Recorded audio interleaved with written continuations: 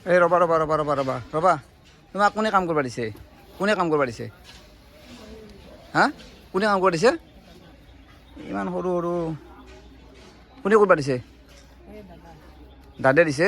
ৰ দেখাই পাইছে আপোনালোকে দুটা ল'ৰা আছে। কি নাম তোমাৰ? শ্বৰীফ। শ্বৰীফ। আৰু তোমাৰ? ক'ত ঘৰ ক'ত? নদীৰ ওপৰত। অঁ নদীৰ সিপাৰে। স্কুল পঢ়ি আছা নে নাই? পঢ়ি আছোঁ। আজি স্কুল কিয় যোৱা নাই আজি? স্কুল বন্ধ আছে, ঈদৰ পিছত খোলা। অঁ ঈদৰ পিছত খোলা। তোমাৰো কিহত কিহত পঢ়ি আছা? তো আজি ইয়াতে কিয় আহিছা তুমি ইয়াতে? ঈদৰ কাৰণে আহিছোঁ। ঈদৰ কাৰণে? ঈদৰ কাৰণে মানে কি পইচাৰ কাৰণে আহিছা?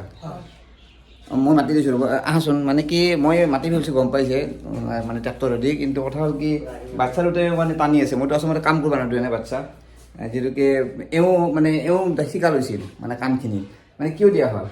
তাৰমানে মোক আহি কৈ আছে যে দাদা মোক অলপ এক গাড়ী 2 গাড়ী মান মাটি দিয়ক, মই পেলাই দিম, ঈদৰ কাৰণে পইচা লাগে, সেইকাৰণে আপোনাক নোসোধাকে ইহঁতক দি দিছোঁ। এনেহেন সৰু ছোৱালীক মই মানে নিদিওঁ কাম থকা, কিন্তু মতে ঈদত চবৰে পইচাৰ প্ৰয়োজন হয়। আৰু চাচোন সৰু বাচ্ছা এটা পেনাক আহিছে, মাটি কাৰোবাই যদি ফেলবা দিয়ে তাতে অলপ পইচা পাব। হয় কি কিনবা নহ'ল মানে কি কিহৰ কাৰণে ইমান পইচা লাগে? কি লাগে? কাপোৰ কাপোৰ আৰু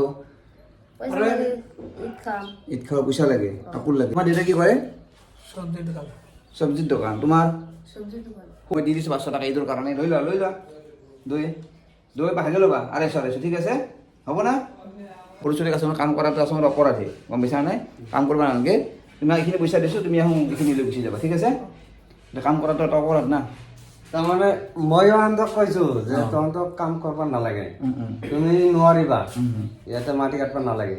তথাপি কৈছে মোক যে মোক 1 গাড়ী মাটি দিয়ক, মই পেলাম, ঈদৰ কাৰণে পইচা লওঁ, ঈদ খাবৰ কাৰণে। সেইকাৰণে মই দিছোঁ তাক।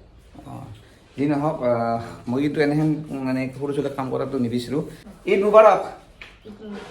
মাতবা মোক এখন বা ৰাস্তাত দেখা পালে দেখা চিনি পাবা না মোক?